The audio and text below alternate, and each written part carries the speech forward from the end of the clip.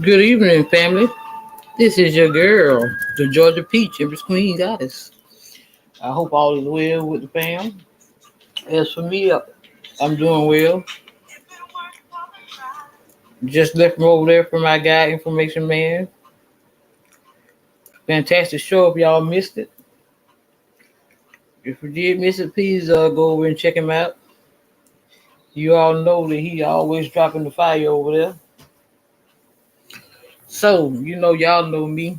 Y'all never know what I'm going to do. So I decided I'd go ahead and I'd go, do another, because like I said, this is a long book. We're finna do part 4 of Let's Talk About Sex. Sex and God, how religion distorted sexuality.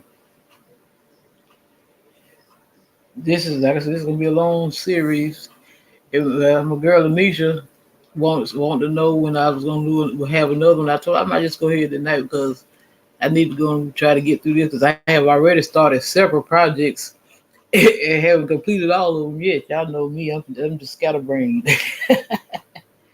I tell you, my mind just always on something. So we're gonna start this here, part 4. Hey, Lady Shea Butter, how you doing tonight, love? Did you, y'all? You missed a good one. You went over the information, man. You missed a good one tonight.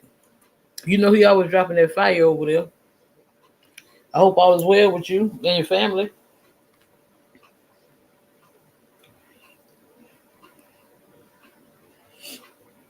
But as I was saying, this is part 4 of Sex and God, how religion distorted sexuality. Is Audible. Sex and God, How Religion Distorts Sexuality by Dr. Darrell Ray. Read by the author. Chapter 12, Sex and Early Religion. Elimination of hunter-gatherer religion.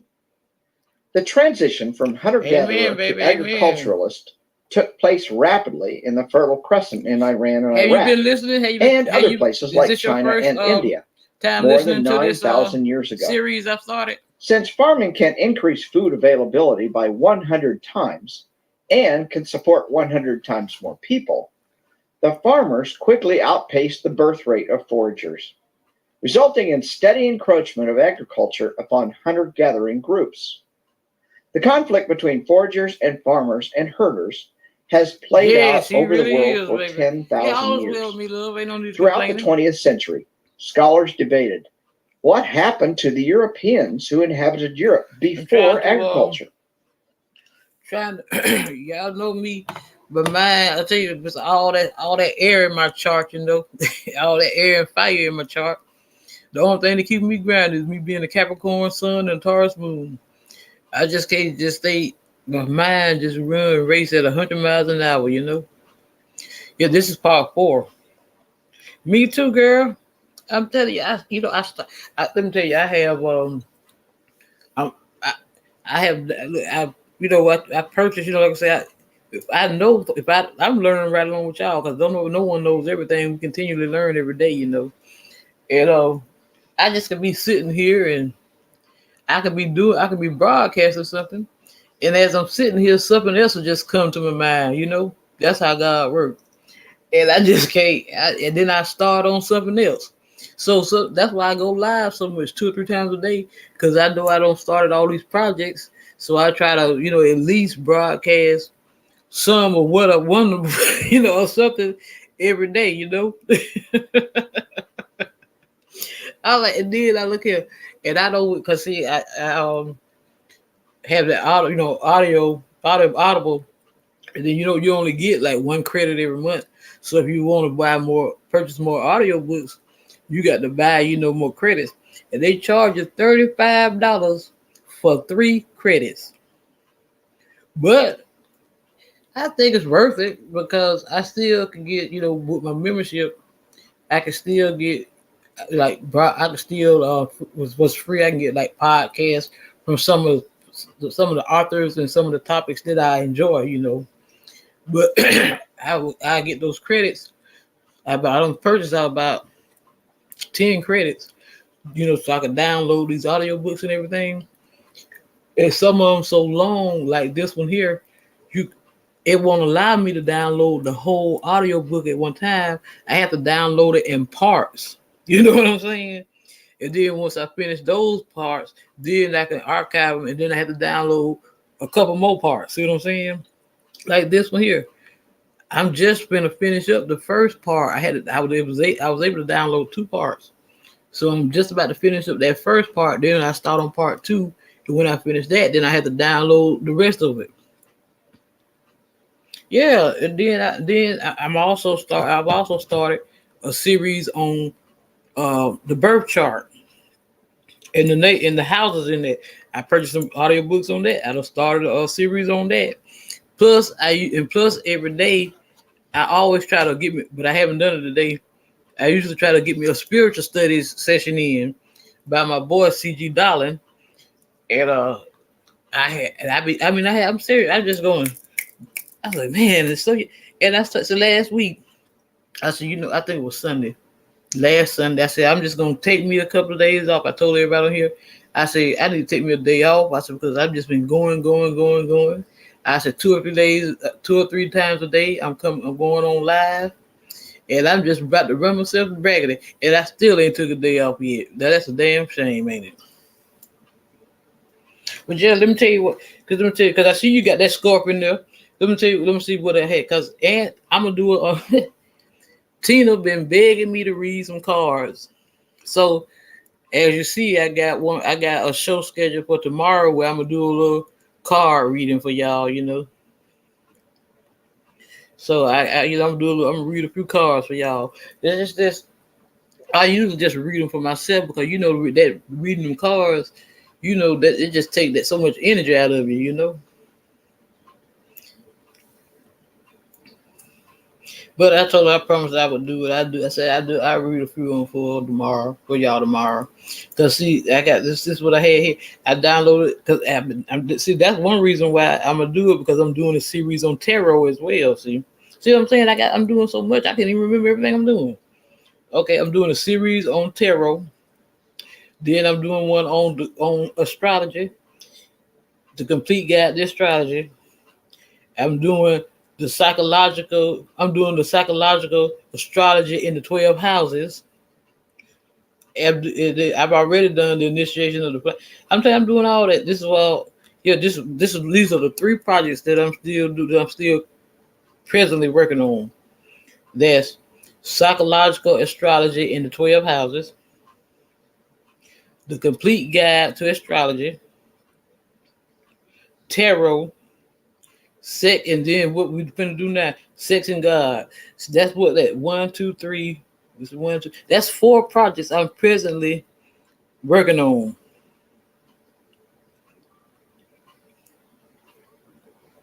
Oh, that's deep. I'm gonna have to come check you out, baby girl. It's just I've been so busy trying to get get this platform together. I've been working on my thumbnails. I'm not quite a perfection. I'm not quite perfect at it yet, but I've come a long way though. Hey, what's up, Corner Clubhouse Love? How you doing, boo? Yeah, I've come a long way with these thumbnails. I've been downloading all kind of little apps, working on trying to get my thumbnails and everything right, and trying to spruce up my channel, clean it up a little bit, trying to draw in some more subscribers and everything. And then in between that, we got to check out our guy, because he always gonna drop some tips, especially on Infomedia Live, because that's where that's how I really been getting all my little tips as far as doing my thumbnails and everything, But my shorts been doing real good.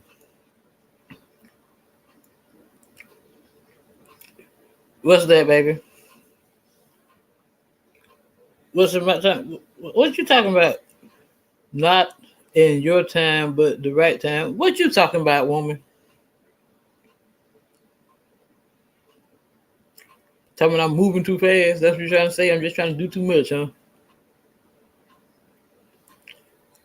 If you try to say with that, then you will find one to talk.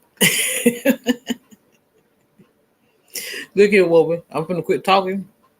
I'm going to start this audiobook now. Now, I want to hold a panel. So if you want to, I'm going to drop my link down in there. Because the other night, I had did one of my spiritual studies, and Red Squid came up on the panel. I had him and Prophet Levi. And see, I like it when I can have when people come up on the panel and we can talk. I can stop and we have a little discussion and everything about what's going on. And I really enjoyed that because Red Squid, that brother is deep, No.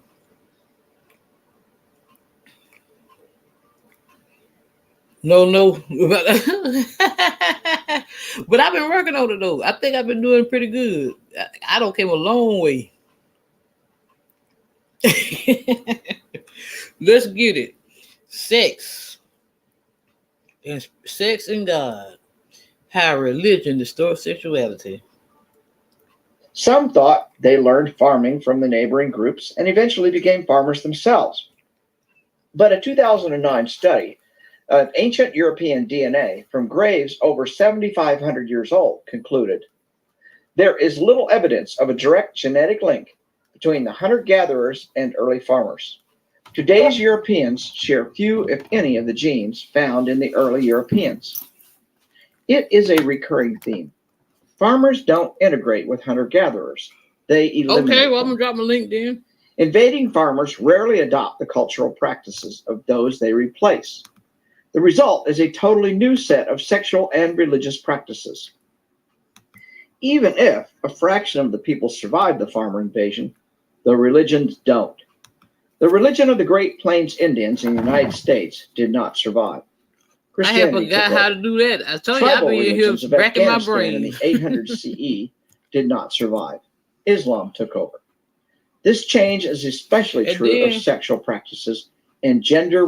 And then I didn't realize because Prophet I can always look for Prophet Levi and Tina. I can always look for them in the House of Nathan. House of Nathan be in here. He gonna speak. You might think he don't be in here, but he gonna be listening. And then when he hears something, he'll say something in the chat. I be knowing he in here. He be like, I'm in here, Queen. I'm like, I know you in here. You just be sitting back listening.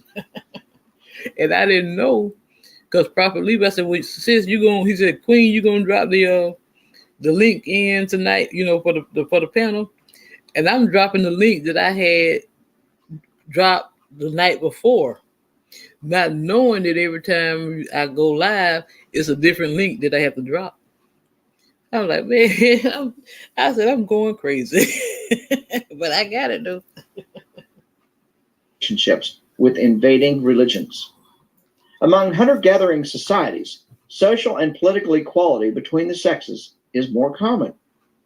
In 74.3% of foraging societies, a married couple can live with either side of the family. Foraging groups tend to trace lineage through both parents. This all makes sense if marriage is fluid, even unofficial. But this pattern changes decisively with agriculture. Property ownership made a huge impact on human societies. The focus of human activity changed to... How you like that thumbnail I got for this series? I thought about it because I know, you say you have to try to do your thumbnail. Make sure your thumbnails kind of match the subject that you're talking about. But see, I also want to make sure that I can attract people. See what I'm saying? And see, I'm 46. And then I was thinking about it. I said, what can I say? I said, let's talk about sex. I said, okay, Salt and Pepper. Because, grew up listening to Salt and Pepper. And they had a song called Let's Talk About Sex, Baby. Let's talk about you and me. I said, okay, I'll do the thumbnail with Salt and Pepper, see? Because Salt and Pepper were hot back in the days. For the massive population load that came with more food. Equality between the sexes became far less common. Women began having children every 2 years rather than every 4, and children became important for labor. Farmers had to acquire and defend their land, plant and harvest crops, and build storage areas for produce and animals. All of this requires a concentration of labor and resources, very different from hunter-gatherers. Marriage was much more structured among landowners and not as structured among those who were not owners. Control of the land depended on control of the children. who would inherit it. This, in turn, meant sexual control of the wife. Wow. While the Hadza woman may decide to have a new husband or have a dalliance with another man, such thinking was taboo in agricultural societies. The landowner's children must inherit the land, not some interloper. Religion and sex in early agricultural civilizations. All cultures seem to have some kind of taboos and restrictions on sex and sexuality, varying from extreme to almost non-existent. We will look at 3 ancient agricultural cultures that predated modern religion to see what sexual practices they had and how religion influenced them. Sacred prostitutes and gay soldiers, Greek sex. Ancient Greece was an agricultural and class-based society. The upper class had large land holdings. The lower classes worked small plots, and the slave class served both the landowners and the government. Upper-class men tended not to marry until their 30s, and women were kept sequestered until marriage.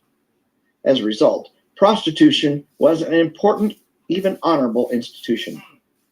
Prostitutes were both male and female, and men might visit both. Not only was prostitution legal, Greek cities often owned and regulated houses of prostitution. For example, the great Athenian statesman Solon used tax money from brothels to finance a temple to Aphrodite. At some times and places in the Greek world, sacred prostitutes were part of some religious rituals and requirements.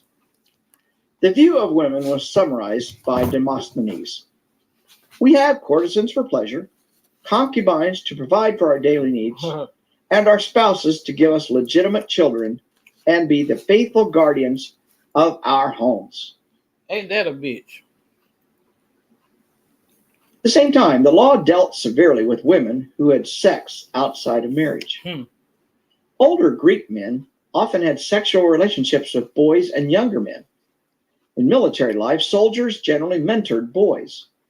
During his training, the boy might perform sexual services for his mentor. Okay. Once a man came of age, he was expected to marry, have children, and perhaps... Well, see, you kind of like me because, like I say, I'll be learning right along with you all. See, we learning together. And boy, it be some stuff. Boy, I be listening to some of that stuff. I be like, whoa, boy. This shit is mind blowing, baby. I'm like you, I just like to listen and just digest it. Take on a boy himself. Same-sex relationships among equals was discouraged. The gods of Greece were overtly sexual. That's what they had sex, marriage, illicit lovers, illegitimate children, and much more. They raped other gods, had sex with humans, and murdered or harmed one another over sex and sexual partners. They were straight animals. The whole drama of human sex was played out in Greek religion, a mirror of Greek sexual practices, mores, and taboos. As with many contemporary agricultural societies, Greek religion and sex were closely connected to the requirements of agriculture. Women were seen as inferior and under the control and ownership of their husbands or fathers. Upper class. That's the shit I be talking about right there. How they try to just belittle us women. See, like we their possession, and they can do with us what they want us to do with us. Damn us, you know what I'm saying? As long as their satisfactions, their pleasures are met. That don't work like that shit. That on them days over with, boo. Women were expected to stay in the house and out of sight, whereas lower class women might be seen going about their daily chores and duties in the streets. Women had little political power, and arranged marriages were the norm. Greek religious practices were quite different from those of Christianity and Islam with respect to sex and sexuality. Unlike modern religions, Greek religion had less impact on sex and sexuality. Sexual rules were more governed by the patriarchal need for control of property and progeny than by a god or gods. While one might strongly disagree with the treatment of both women and children, there was little in the way of religious guilt around sex, especially for that men. bullshit. You can say it on my platform. Don't love your wife too bullshit. much. I say Roman sex. Similar to the Greeks, Roman religion had little to say about sex. The ruling classes were I give it to him over here straight, no chaser from the shoulder, boo. It's my platform. I'm like the elder. This is my platform, but I can say what the hell I want to say. and with paternity and modest and upright behavior. Married women were sexually restricted to their husbands, but husbands could have sex outside the marriage, as long as it was not with a married woman. That's that. See, I just said that shit last night. Ever since I can remember, even from a child, a man can always go out there. He can screw 100 women. It will nothing be said about it. If anything, then he'll be praised for doing it. But you let a woman go out there and screw 2 men. She the biggest whore in town. Not surprisingly, prostitution was a common part of Roman society. Homosexual behavior between peers was strongly sanctioned, but a master could have sex with slave or male prostitute. Mm-hmm. Too much love for one's wife. That's where they get that damn homosexual shit from.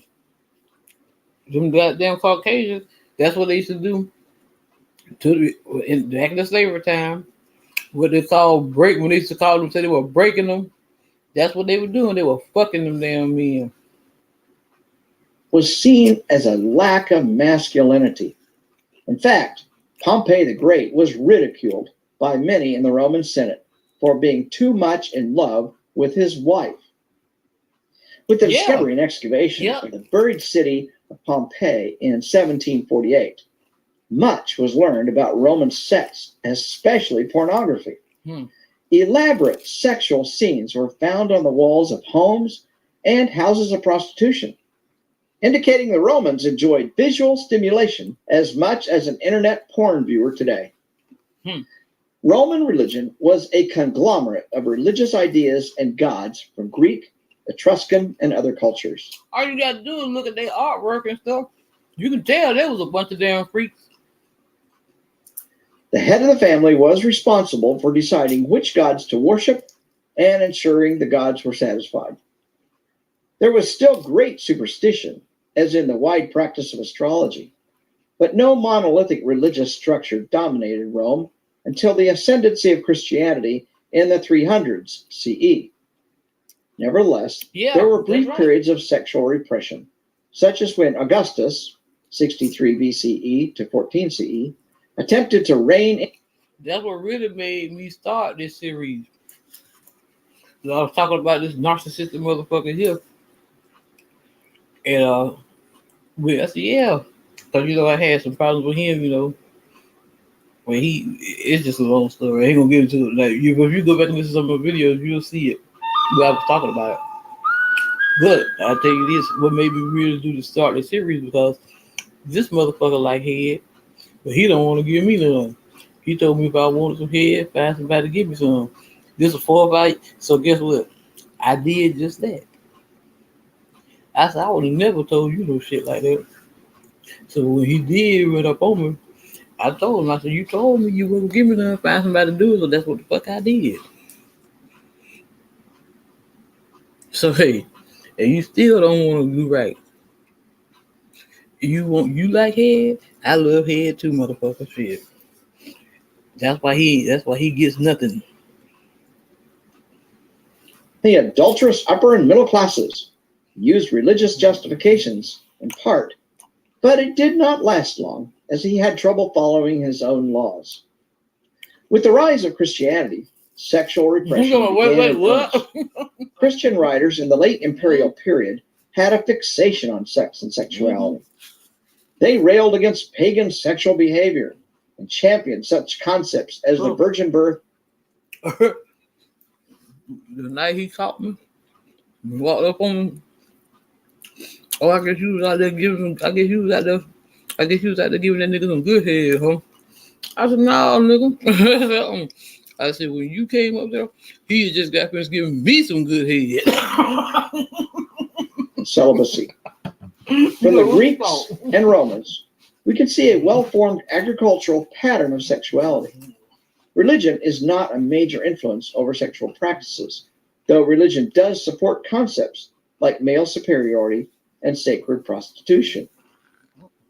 Yin and yang, but only for men. Chinese culture. Any number of sexual ideas and theories were developed and practiced in ancient China.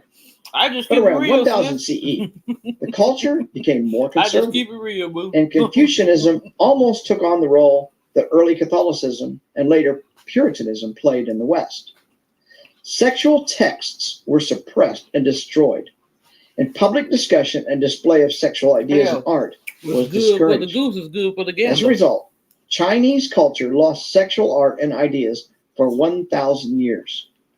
Scholars are only now discovering some of the lost texts and artwork of the pre-Confucian era. In 1999, a Chinese sex museum was established in Hong Kong. It was very controversial and almost closed down several times. Its exhibit contained sexual toys, sexual art, sex tests, and much more. It represents an entire cultural heritage that was otherwise unknown to modern Chinese. The idea of an exchange of energy between the man and the woman was prevalent in Chinese sexual beliefs, especially in Taoism. A certain kind of sex with a specific kind of woman was thought to revitalize the man. Further, specific sexual positions and practices, if done properly, were thought to prevent or cure illness and extend the man's life and health.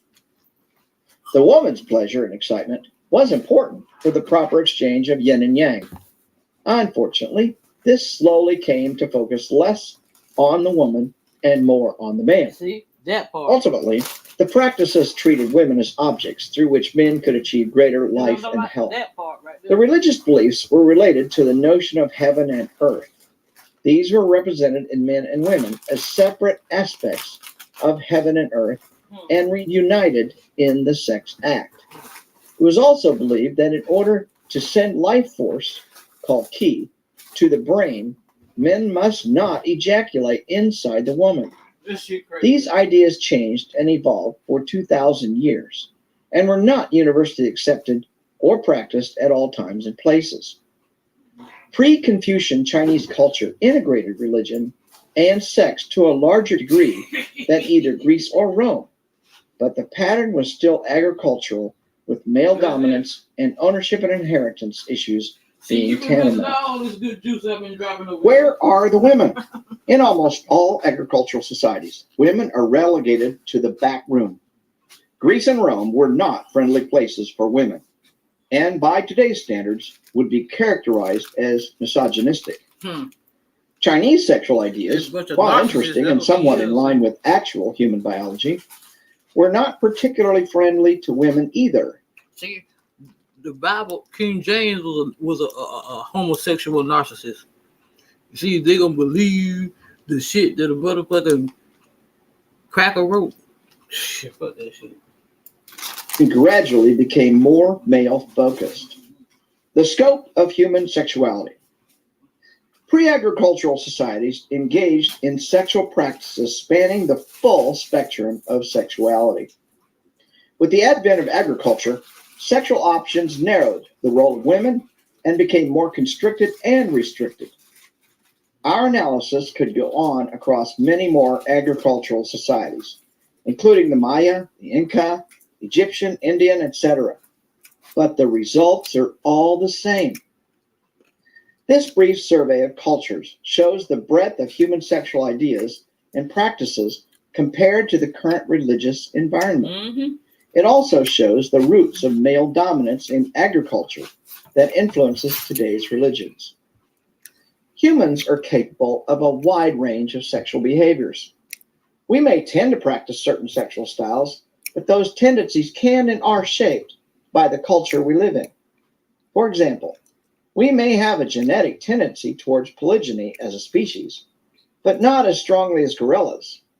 Besides, our religion's map tries to push us closer to or farther away from our biological map. As we have seen in our discussion of other species and of different cultures, humans do not seem to have a strongly predetermined sexual style.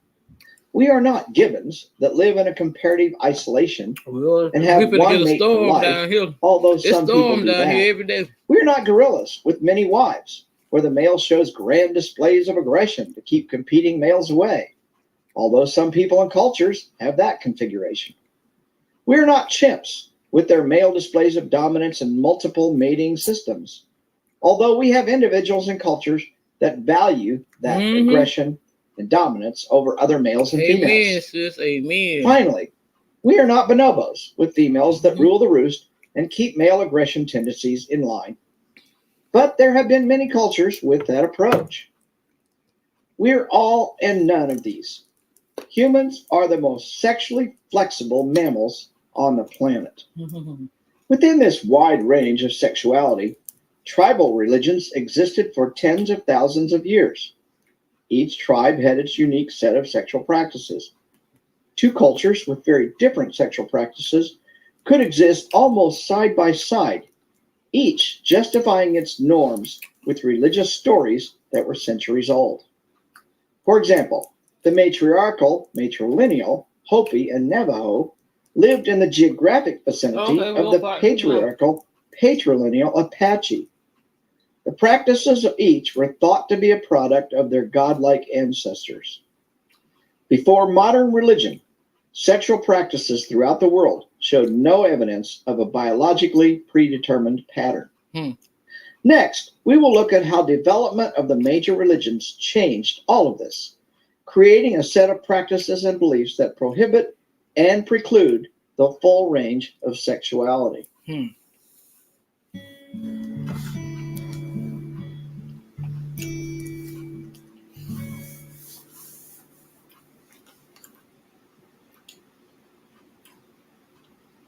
Chapter 13, Modern Religions and the Misogyny of God. Double standards. The most sexually restrictive cultures have strong double standards for male and female behavior. Women and men are supposed to act in prescribed ways, with men allowed more leeway and freedom in many cases. For example, a woman is often blamed when she is raped. The laws often make it difficult, if not impossible, to prove rape, and the man is assumed to have been lured and tempted by the woman. In sexually repressive cultures, women are always more oppressed than men. Islam, Judaism, Buddhism, and Christianity all claim that their laws and rules around sexuality are necessary to control the evil. See, last night, I'm using lemon heads now. Last night he was talking about all the religions and all that. He was talking about the Muslim. Who was in her? Lulu's treasure. She was heated too, boy. How the Muslim, how you try, say that we unclean when we on our menstrual cycle and everything. It's a sexual sin. Humans simply cannot be trusted to control themselves without religious restrictions. But what is really going on? We know from examples of other cultures, like the Na and the Hadza, that people do quite well in their sex lives without religious restrictions. Most sex-positive cultures don't seem to have problems with rape or sexual abuse, for example. Why are rape and sexual exploitation such terrible problems in many religious cultures, and not in the less religious ones? In the sexually uptight Hindu, Muslim, and Christian cultures, sexual exploitation is a major problem. Is religion actually encouraging and supporting abuse towards women and children? Does the assumed moral superiority of men give cover for abusive behavior? Western religious distortions. We look in horror at the murderous sexual laws of Saudi Arabia today. Women and men are publicly executed for adultery. Women are publicly whipped for violating the strict dress codes of the kingdom. Religious police have the power to condemn and punish even the smallest sexual indiscretion. These laws and practices are barbaric, but they are remarkably similar to those of Israel in 500 BCE.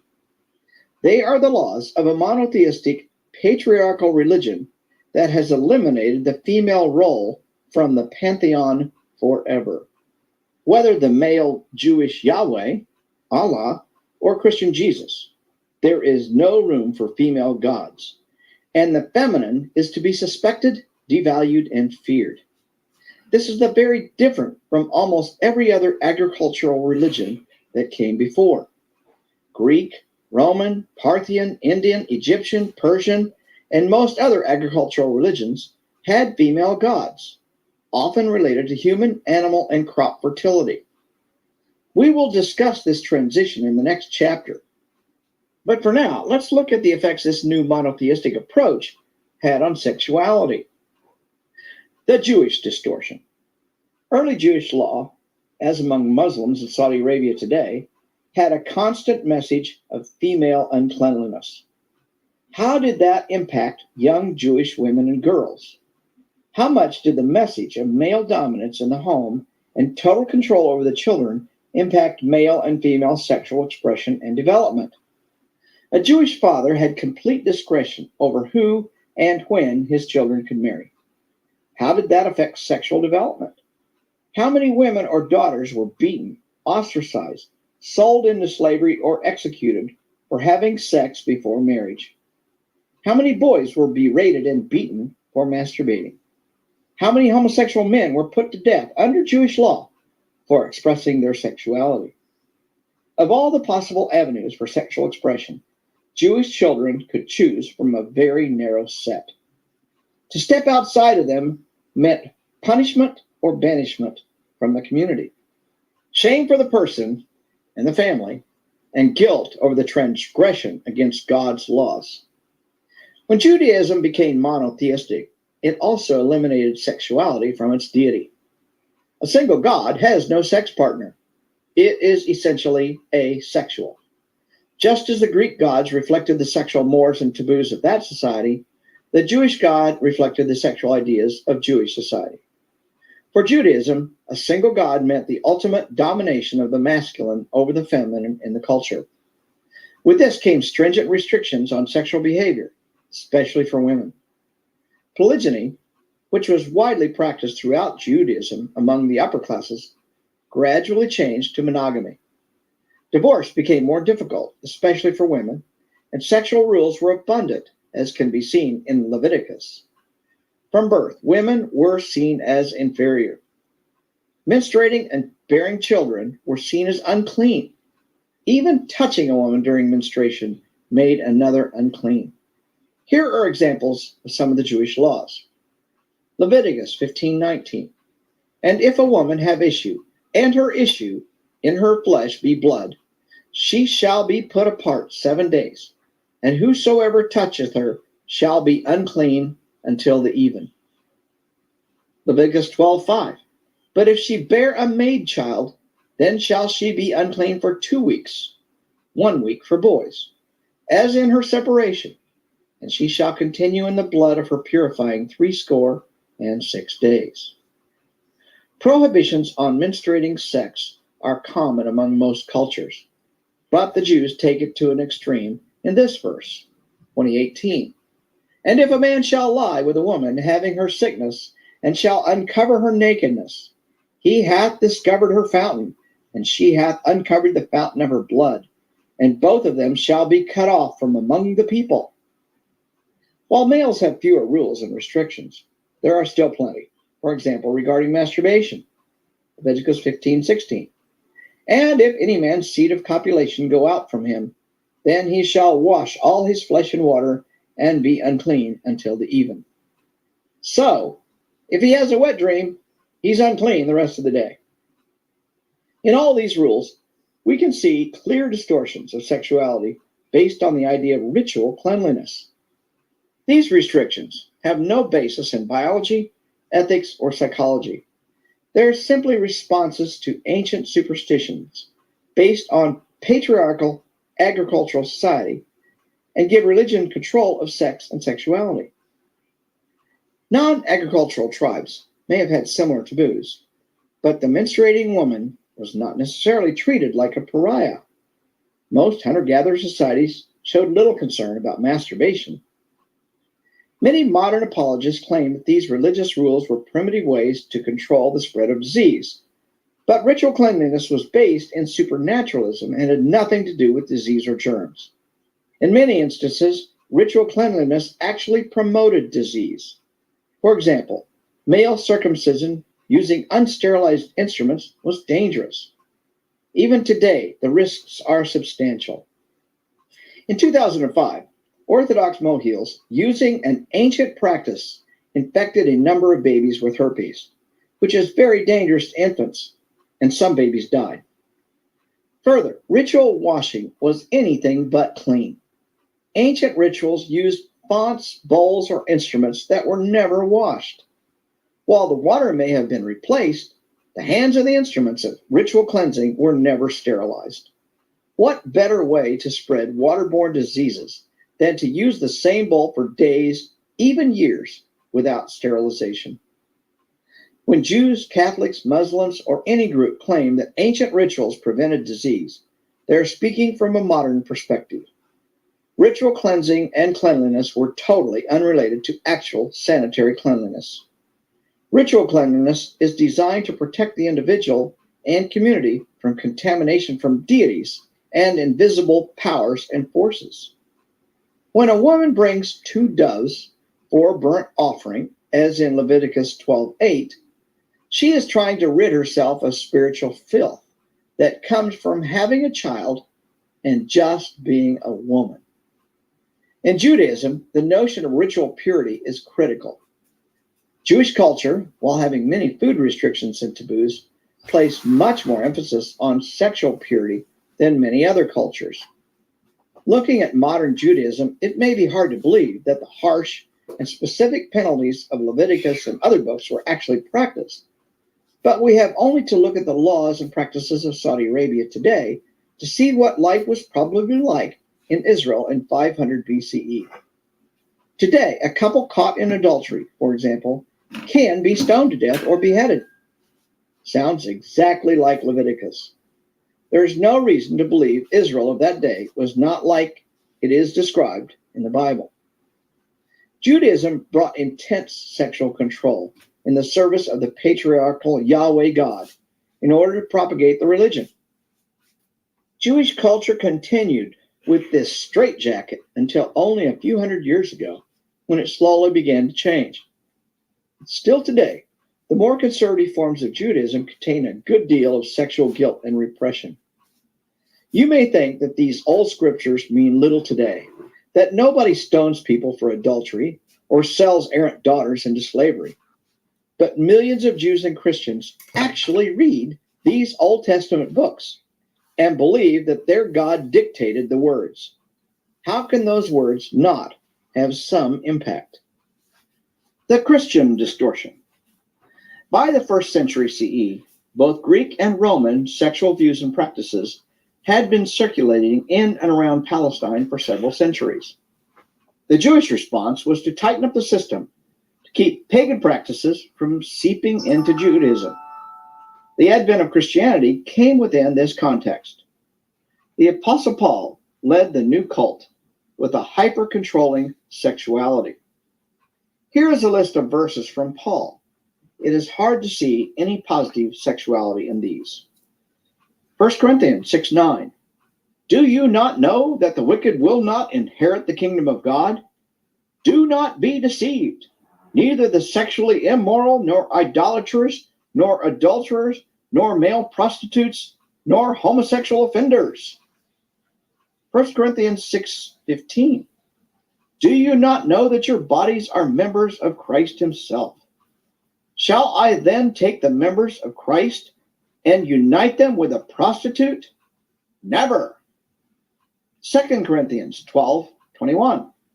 I'm afraid that when I come again, my God will humble me before you, and I will be grieved over many who have sinned earlier and have not repented of the impurity, sexual sin, and debauchery in which they have indulged.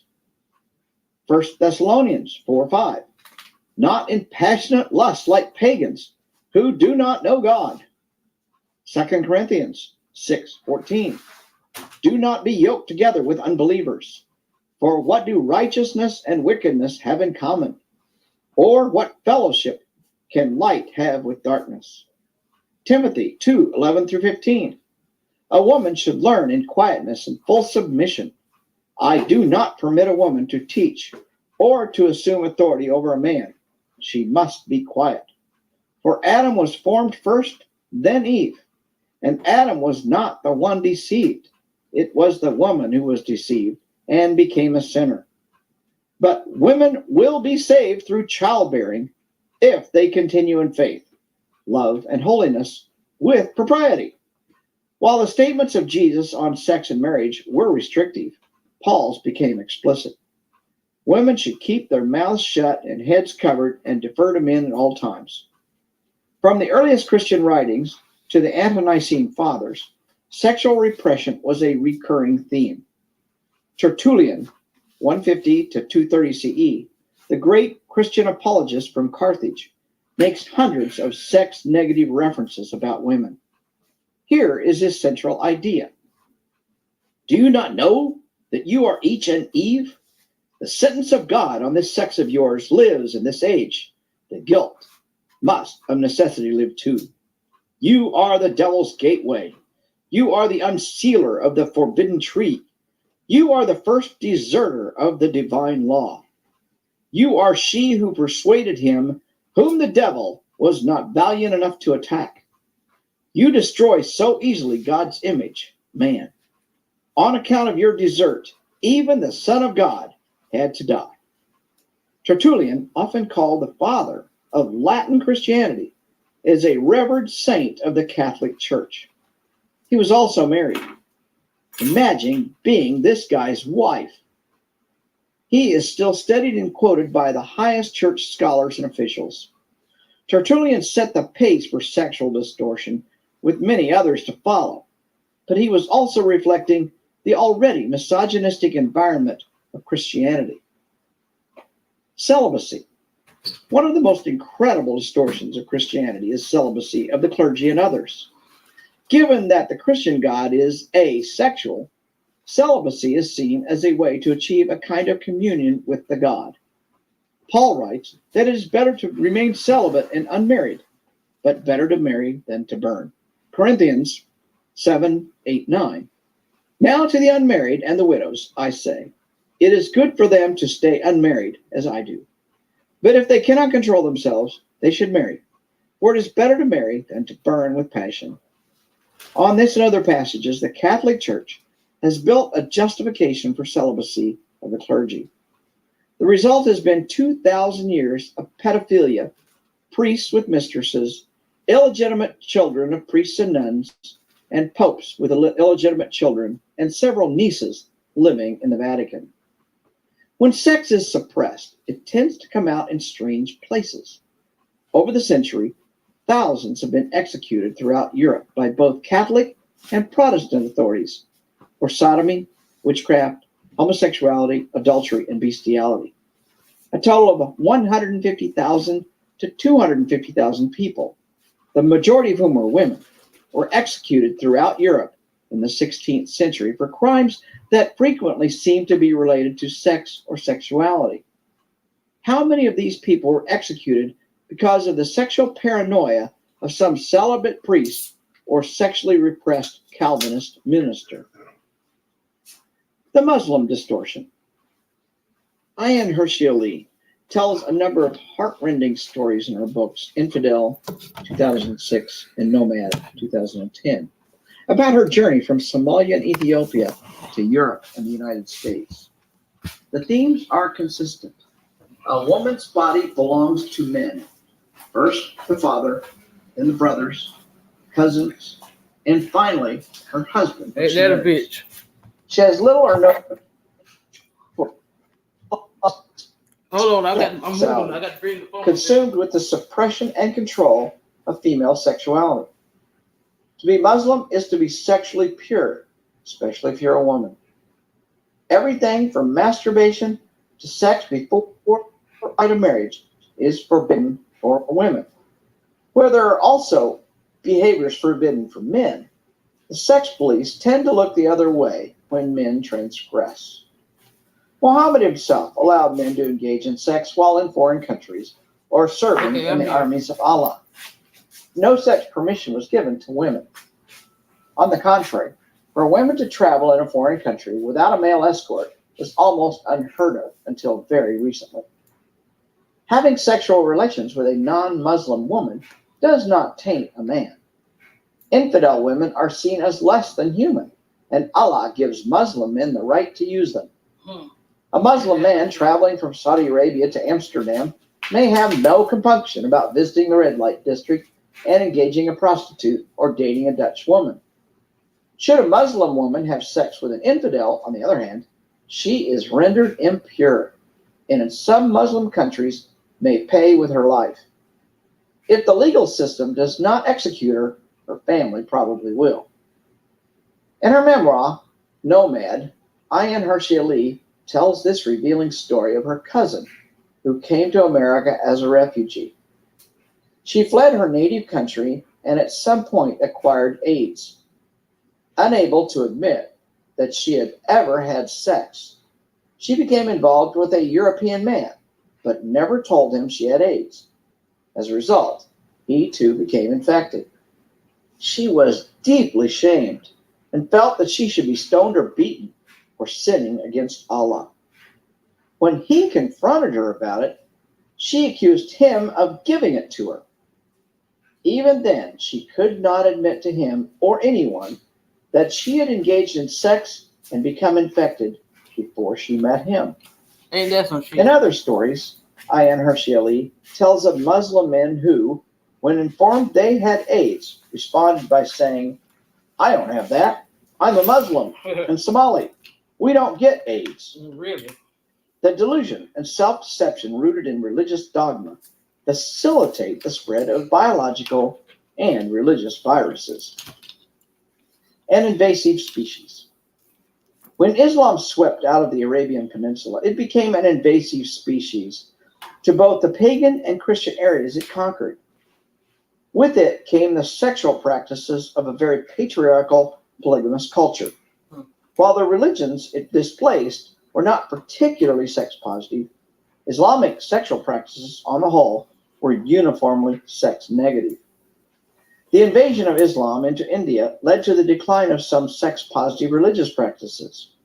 But to be fair, Hindu, Jain, Buddhist, and other religions in the region were already very patriarchal and sex-negative. Much of what the upper classes practiced in India was less restrictive than for the masses. For example, early highly sexualized art for the period around 500 BCE was the result of royal patronage and polygyny among. I don't know, for those who are over there listening on Facebook, I really can't see who you are. You can't. I mean, if you would like, come on over here and join us on YouTube. The ruling classes. In southern India, it was customary for most people, both men and women, to wear nothing above the waist in the hot climate, as is customary in many other hot climates. This changed with the conquests of the Muslim Mughals. Islamic sexualization of the female body required women to cover themselves regardless of their religion. The result was a dramatic change in sexual attitudes and practices across India. Where local cultures had different dress and sexual practices, new pressures forced the population to dress modestly and restrict women's rights. Thus, Islam ensured that the culture was more uniformly sex negative. With the coming of the British Empire and the collapse of the Mughal Empire, Christianity infected India. While it did a poor job of converting people, it did a good job of reinforcing Christian sexual mores throughout India, especially in the aristocracy. What Islam started, Christianity finished. Today, India is a bastion of sexual conservatism. All media are highly censored for sexual content. Even kissing in public is forbidden, as Richard Gere learned in 2007 when he kissed the Indian actress Shilpa Shetty on stage. An arrest warrant was issued for this infraction of public decency. Does that sound like a culture that produced the Kama Sutra? Wherever sexually restrictive religions invade, they bring the tools of repression with them. Fear of punishment, shame if caught, guilt that the deity watches, and terror of punishment. Islam, Christianity, and Judaism, with their patriarchal, asexual God, have systematically overcome local sexual ideas throughout the world and infected culture with sex-negative practices. Women and children are most affected, but it impacts men in many ways as well. In this section, we have explored many different cultures and practices, from hunter-gatherers to Greeks and Romans to the current major religions. Hunter-gatherer women were generally not seen as property and had much more freedom. Agriculture had a decided impact on sexual practices as a result of property ownership and labor needs. Today's religious sexual maps are deeply rooted in the property and inheritance ideas of ancient people. In the next section, we'll look at the psychological tools these religions use to ensure sexual conformity. How does religion distort sexuality in our culture today? Why are religions so opposed to sex education? What happens to your sex life when you leave religion?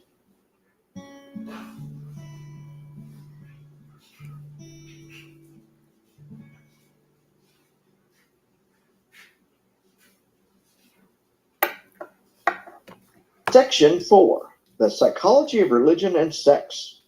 Chapter 14, The Tools of Distortion. The Rise of Universal Religions. Christianity was founded on sexual ideas and practices that were designed to create guilt and shame around what is a perfectly normal drive. As a result, when the Christian religion infects a culture, it immediately creates a sex-negative environment. Tribal religions generally say nothing about other religions, except, my gods are better than your gods. They're specific to a given tribe and make no claim to universality. Religion and the culture are indistinguishable. One must be born to the culture to practice the religion. The notion that there are universal religious principles that supersede any individual culture emerged around 600 BCE. Zoroastrianism may have been the first universal religion in the West. It grew, developed, and declined in Persia from about 600 BCE to 100 BCE, but it continued to be a significant influence for another 500 years. About the same time, Buddhism began in the East and spread rapidly, its universal message often replacing tribal religions wherever it went.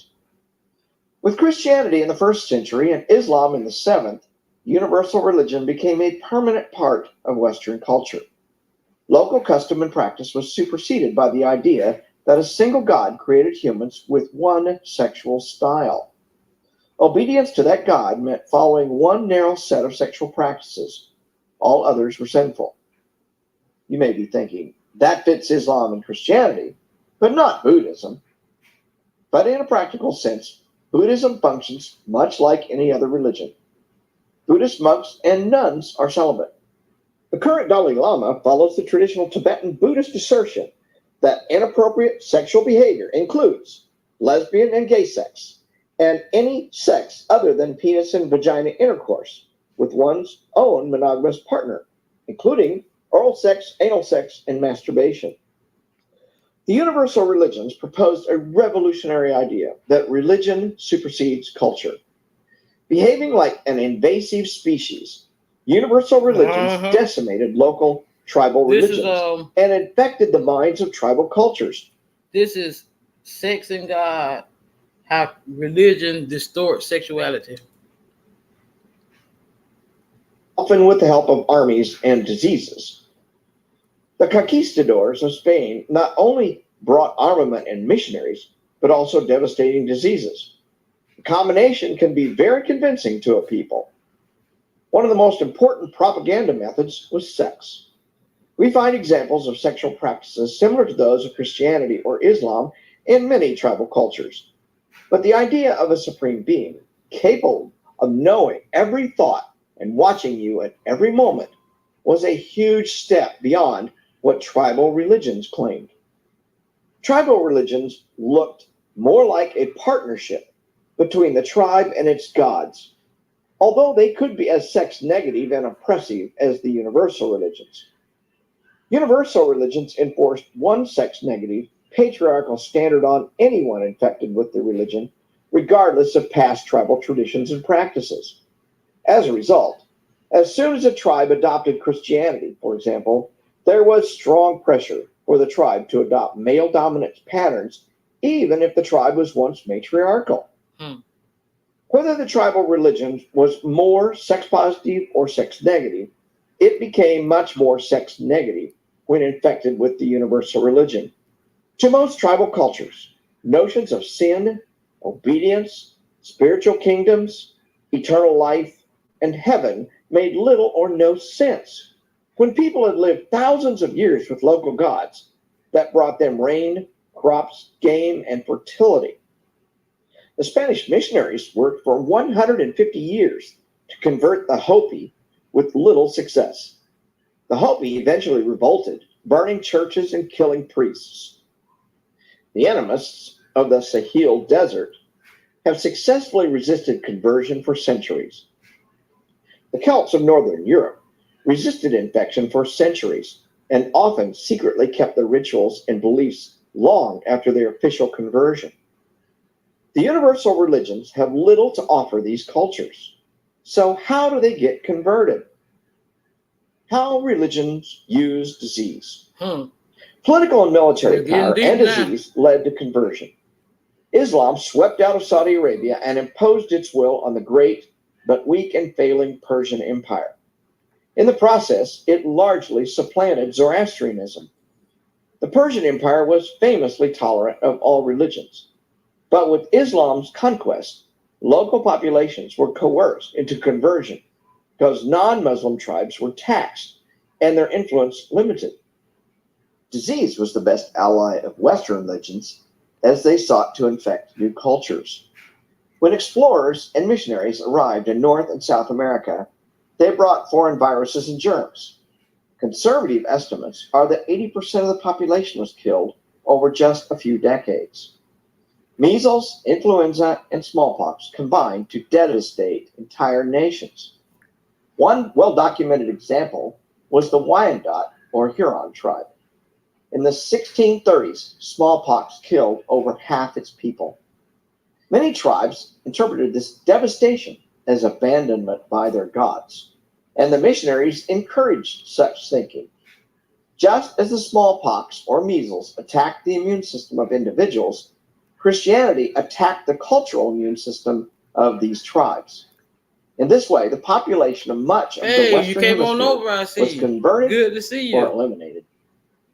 In the cultures that were not eliminated, the survivors quickly learned that following the God of the conquerors was the best way to avoid future disaster. Much of the message sent by both Islam and Christianity was about abandoning old sexual practices and adopting those of the new religion. Missionaries to Hawaii preached that the devastating epidemics of cholera, measles, and gonorrhea were part of divine judgment. From 1779 to 1848, up to 80% of the population died of Western diseases, inadvertently brought by the missionaries and traders. Once converted, people's enthusiasm for their new religion could be remarkable. Hence, the Maori of New Zealand are much more fervently Presbyterian or Mormon than the island's European descendants. Central American Indians practice Catholicism more devoutly than the Spanish who initially gave them the religious disease. Blacks in the United States are more devoutly Christian than the whites who held them in slavery. The religious conversion process continues today, and it is tied closely to sex. You see, in Africa. See, I don't mind listening to people that gonna give it to you straight from the shoulder, and they gonna, they're not gonna have no bias just because of their race, you know. As long as a man can admit to, you know, the wrongs that's been done through history without any bias and give it to you straight and uncut, that these kind of people I like to listen to. Somebody that ain't gonna, you know, just hide, throw rocks and hide a hand. They're gonna give you the real deal. Catholics and evangelicals preach that condoms do not work. Those who distribute condoms or teach their use are vilified as instruments of the devil, encouraging people to have sex. The message is, you will die of AIDS if you do not conform to Christian notions of monogamy. When people get AIDS, it is seen as evidence of sinful behavior and divine retribution for not following Jesus. Throughout history, religion and illness have worked together. Through prayer, religion promises healing from disease and heaven if the disease wins. In every way, religion wins. Always All too often, doctors don't get credit because missionaries say God guided the doctor's hand. Missionary doctors are among the worst at spreading this idea. Death, neurosis, and sex. Many hunter-gatherer tribes have no afterlife concept. The idea of an afterlife probably caught on with agriculture and took on many forms. It may mean reincarnation as a lower or higher being, eternal torture or bliss, promise of heaven and many virgins, or your own planet. There are many afterlife ideas and little agreement on what it may be. Why do the major religions focus on the afterlife? What benefit do they derive? How is it tied to sex? With the concept of an afterlife, religion creates a portal to infect people by means of terror and fear of death. Right. Recall our discussion of the toxic trio in chapter 1. If one has no concept of an afterlife, then fear of eternal punishment means nothing.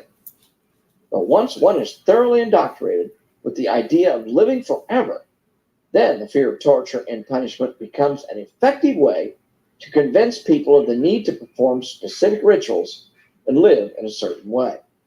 It is a brilliant psychological tool that leads to death. Y'all make sure y'all hit that thumbs up button now. Share, subscribe, you know what I'm saying? Just, come on, look out for your girl. An excessive or irrational fear of death. As conscious beings, we are capable of understanding that we will die someday. We also have the ability to imagine a world after we die. Religion hijacks this ability and injects fear of eternal torture and abandonment, as well as the promise of eternal bliss. With all that bullshit. A perfect carrot and stick approach. The ability to imagine what is beyond the horizon of death is what allows religion to take control and make us do unnatural things. Mind manipulation, baby. Mind manipulation. They've been brainwashing us all our life. People who have a death neurosis will spend fortunes building monuments to their God. They will pray and ask invisible beings to help them escape punishment. They may pay priests, auditors, ministers, or imams huge sums to ensure they get to the next level or go to heaven, etc. A neurotic person behaves in unnatural ways. Once one is convinced of the idea of eternal life or death, the person may do almost anything to achieve the reward or avoid the punishment. He may fly an airplane into a building or become a missionary to another country. She may become a celibate nun or vow to raise a quiver full of children and homeschool them according to her religion.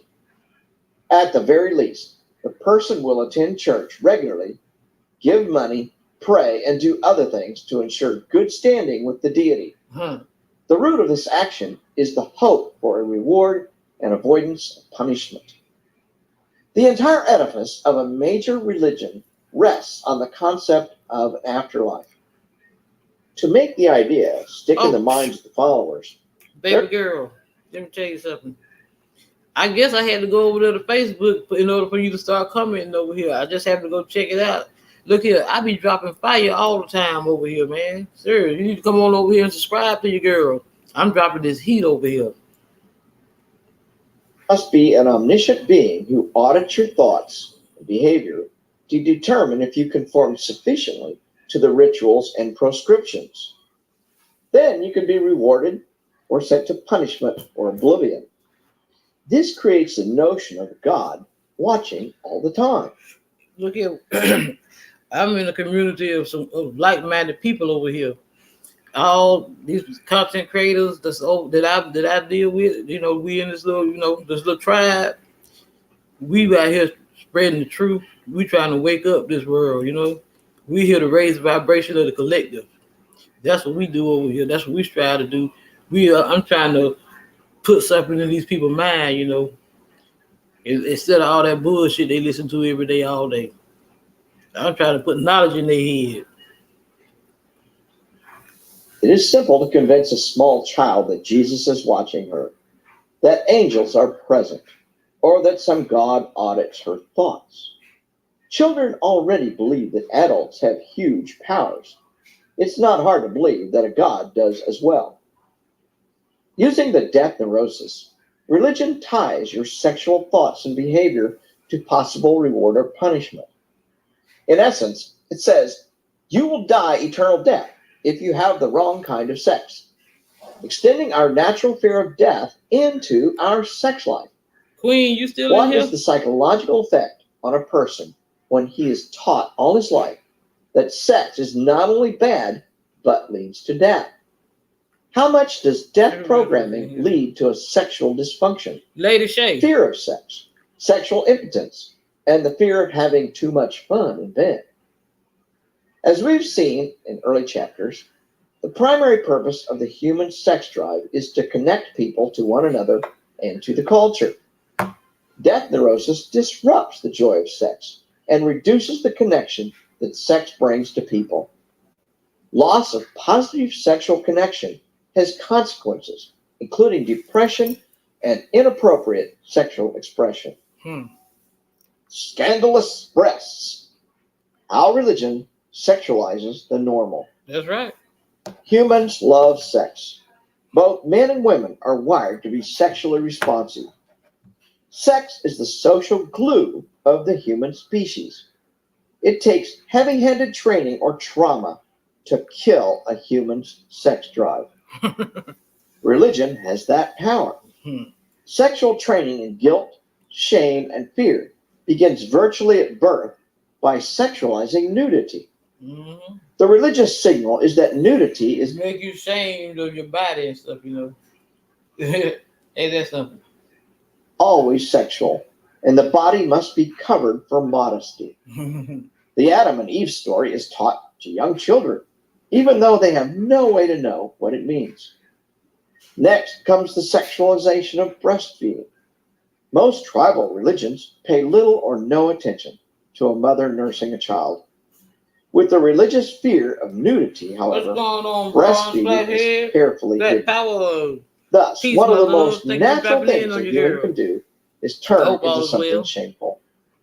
A simple web search of breastfeeding scandals yields a trove of controversy over this simple and natural act. Read the anti-breastfeeding comments, and it is quickly apparent that many people see it as a sexual act or a provocation, partly because it is associated with bodily pleasure.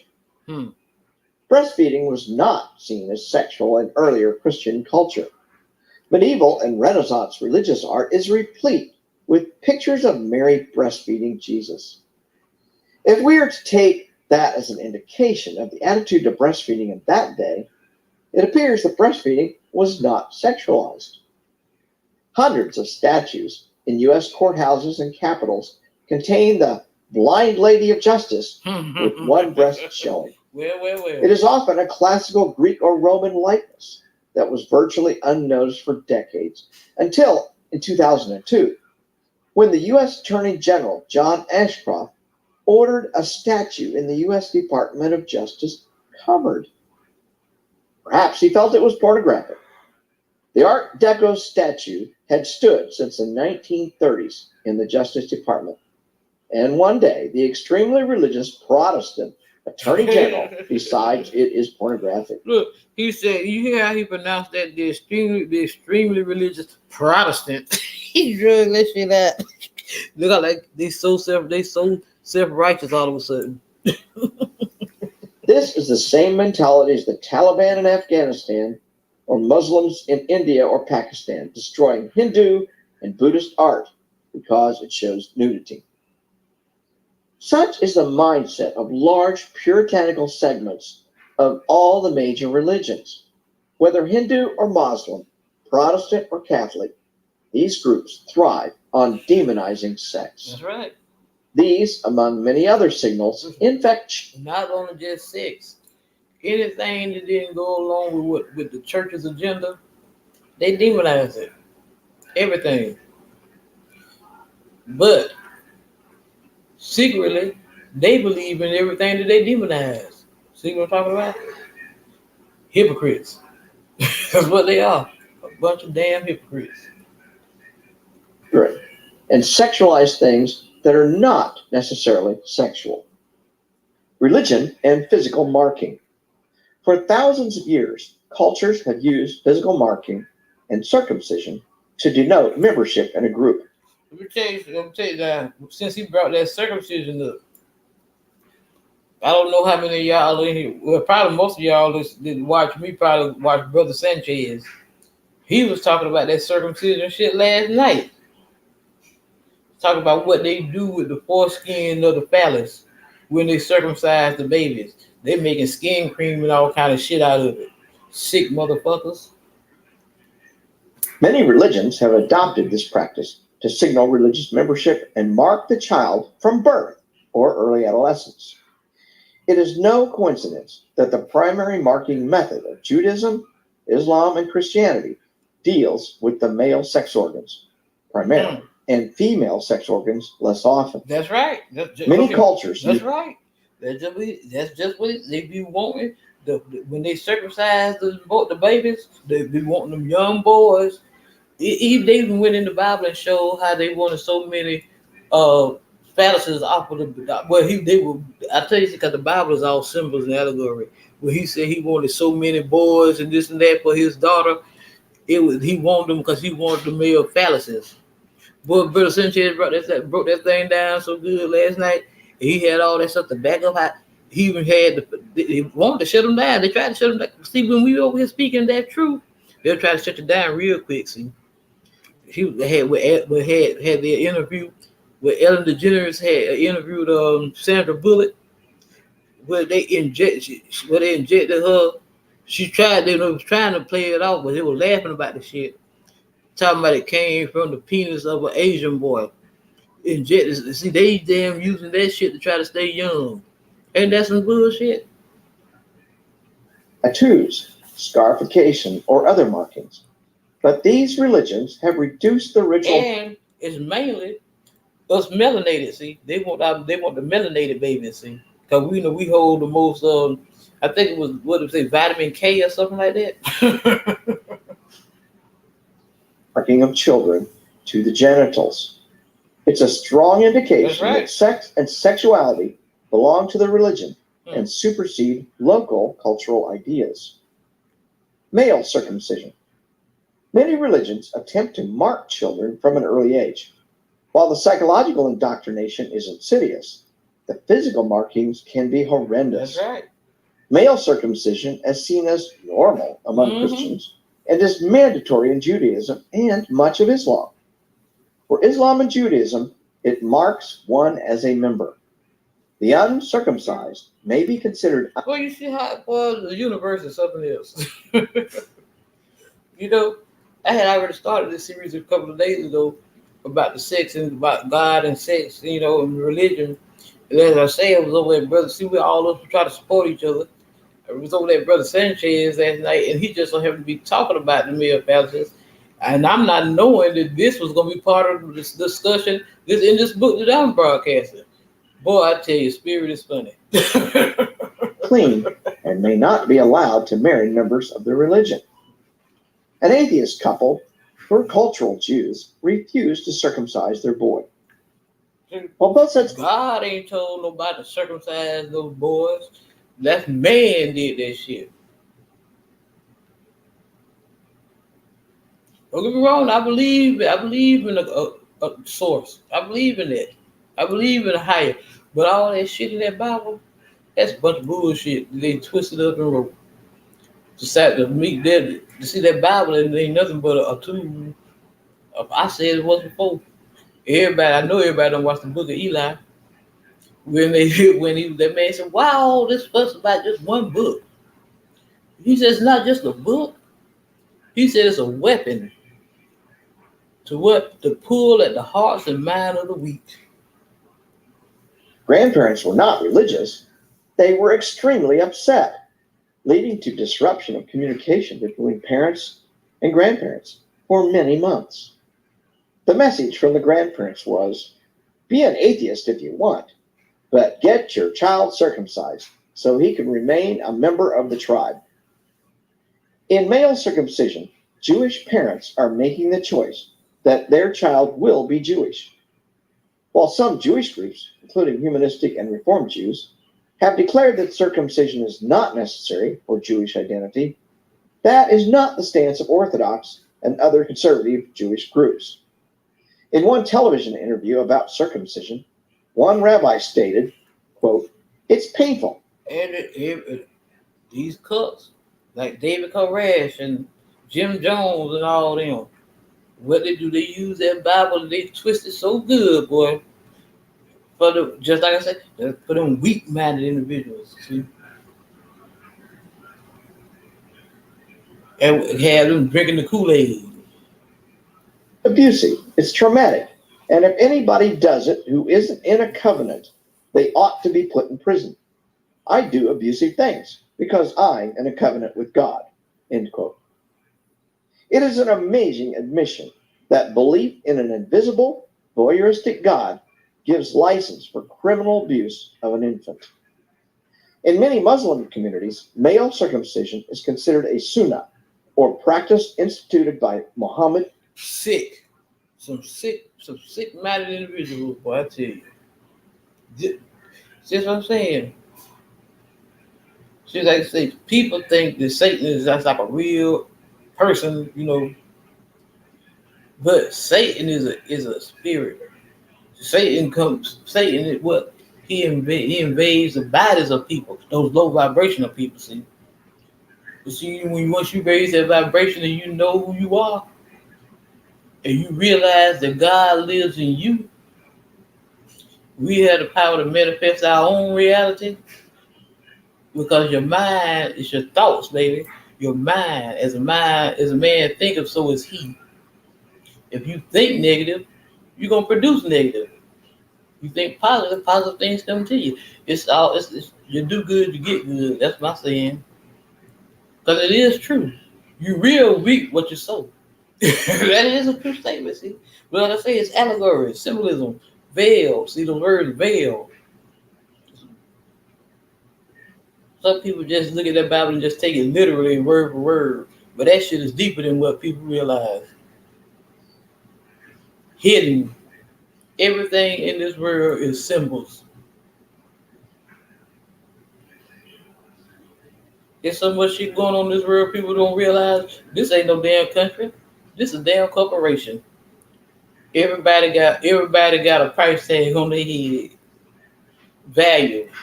The government making money off of everybody on this in this world some kind of way. Your birth certificate, it hold money, it hold value. I know this for myself because I looked it up. I went to the website, the IRS website, that put in that number on the back of your Social Security card. It tells you just how much you're worth right now. The government got them certificates on your ass like you a stock or something, like you cattle or some shit. I'm telling you now. I ain't telling you what somebody told me. I'm telling you what I know. I went on the government site myself and looked it up, put in my information. So, parents who refuse to circumcise the boy would be seen as unfaithful Muslims who could be ostracized or endangered. It is a permanent mark forced on the child by a religion he did not voluntarily join. In addition, That's who run this damn place, the damn Catholic Church. That's who run it. That's who run the whole world, the church. male circumcision is most generally done when the boy is around 12 years old. The pain and trauma of infant circumcision may not be remembered later in life, but it is for a 12-year-old. Oh, excuse me. How is that? Let me say it right. The Holy Roman Catholic Church. Mutilation. How much does that affect the boy? In my family, I have seen the damage this practice does. My grandmother forced my father to become circumcised when he was 12. It traumatized him at the time and left an emotional scar for the rest of his life. Even discussing it later in life brought back painful memories that he associated with his sexuality. Circumcision was not common among Christians in North America until around 1900, when several threads of thought came together to increase and encourage its practice. Religious concerns over adolescent masturbation led John Harvey Kellogg to start a campaign for circumcision. Yes, the Kellogg of Kellogg's cereal. Well. He believed that circumcision decreased male adolescent response and inhibited male masturbation. Other religious groups started preaching. That's something else Brother Sanchez had over there. He had some interviews with people who hadn't been circumcised, and they said, from what I hear, from what these people were saying, these men were saying, circumcised men and uncircumcised, they say it's a different feeling when you're not circumcised. They say it's a better feeling. An uncircumcised penis is dirty and unclean. While they often use fallacious medical arguments to convince parents to circumcise their children, the roots of the idea were religious. The fact that women bought into this idea and were often the person making the decision to circumcise their sons meant that they began to see the uncircumcised penis as unclean. They passed the idea along to their daughters. Today, many women will not date an uncircumcised man. Some online dating sites even ask the man if he is circumcised. Female circumcision, genital mutilation. Female circumcision was practiced by tribes in the Arabian Peninsula at the time of Muhammad. According to the Hadith, Muhammad apparently approved of the practice, though he cautioned against severe mutilation. The practice was adopted as a way to mark a woman as a Muslim, subject to Allah, her male family members, and eventually her husband. Some Islamic authorities believe that Muhammad was very clear in his instruction for both men and women to be circumcised. Others argue that the practice is not a commandment or sunnah from the Prophet. In any case, those who practice it today do it as a religious requirement based on dogma. While it may have not originated with Islam, it has become an integral part of their religious practice in many regions, tied to the notions of male dominance and control of female sexuality. An estimated 3 million girls worldwide are subjected to genital mutilation, and 500,000 in the immigrant communities of Europe. There's just some sick individuals in this world who just want to mutilate children like that. What make an individual sit down and think of some shit like that?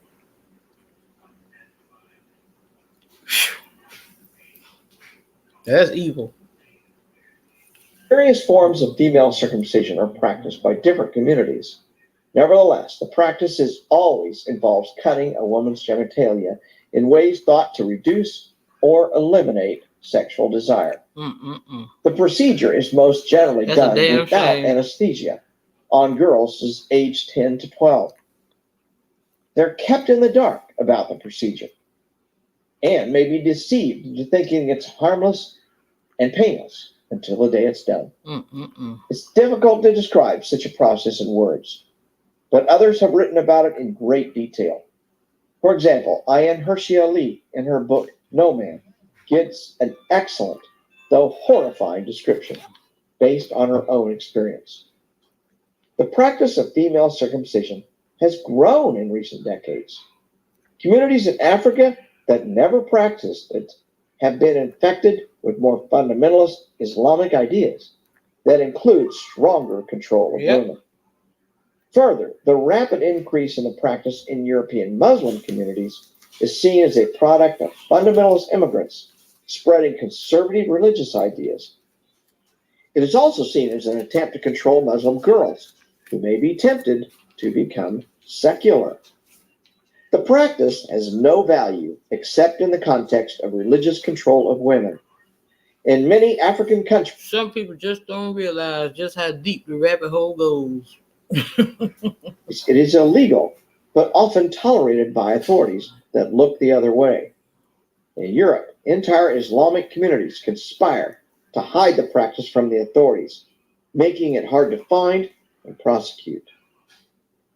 Distorting the sexual map. From fear of death to sexualizing the normal and marking children, religion is hell-bent on creating an environment that is sexually negative, an environment that systematically and arbitrarily restricts options for people. Regardless of the biological map of an individual, religion will do its best to impose its map.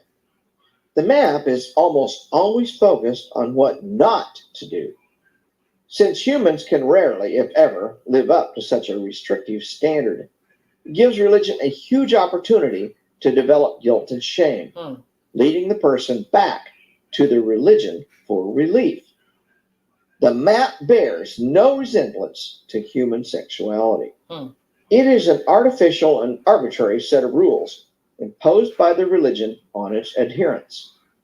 The result is oppression of women, sexual misinformation, fear of death, repression of homosexuals, and much more. Family, this has been part 4 of Let's Talk About Sex. Sex and God, how religion distorts sexuality. I hope y'all enjoyed this podcast. If you did, please consider, subscribing to my channel. Give me a thumbs up, share. Leave me a comment down in the description box. I'll be back tomorrow. I don't know. I'm trying to air at least two parts every day, so I can go and knock this out.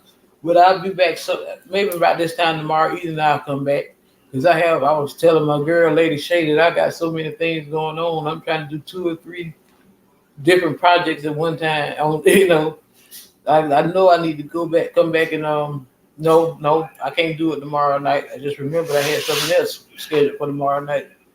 Because I'm doing a series on tarot. So they want me to read a few cards. So I got, some cards. I might do a little tarot reading tomorrow. I already got that scheduled for tomorrow evening, about 6:30, I think. So I might come back tomorrow sometime tomorrow morning or sometime after lunch, and I'll air part 5 of this possibly. Because I still need to get back and start. I'll tell you, I got so much going on, y'all. Just keep your notification bells on. That's all I can say. And just, keep your notification bell on, and you'll be, alerted when I go live. And you just drop on in. So, as always, my loves, this is your girl, it was Queen. Always go within.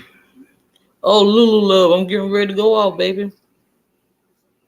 I've been on about an hour and a half. I know you'll watch the replay. I'll be back tomorrow. I'm just telling you, I'm gonna do a tarot reading tomorrow evening. I'm gonna do a tarot reading tomorrow evening. But keep your notification bell on. And I don't know, I need to try to come back and do I'm just saying I need to come back and try to do at least another I still haven't did my spiritual studies today, but that's over with. And now I'm done for the night. I'll be back sometime tomorrow. I come on 2 or 3 times a day. I might do part 5 of this sometime. I might, what I need to do? I really need to just record a session and do a premiere. That's what I need to do. Because last night I did a Neville Goddard broadcast about 3 o'clock in the morning. I just turned it on and put it in there by the bed, and I went to sleep. When I woke up, what woke me up was when I heard the loud commercial, and that's what woke me up in time, just enough. I guess in time, it must have just finished. The audio had just finished, so I got on up, ended the broadcast. So you know how I do, little boo. But Tina been messing with me so much about reading some cards. So I got that scheduled for tomorrow about 6:30, I think it is, 6:25. You know I'm out here trying to get it. I've said I'm gonna slow my behind down, ain't slowed down yet. I love you, baby girl. But you know, I'm still gonna be in these YouTube streets. You know, I'm always in these YouTube streets.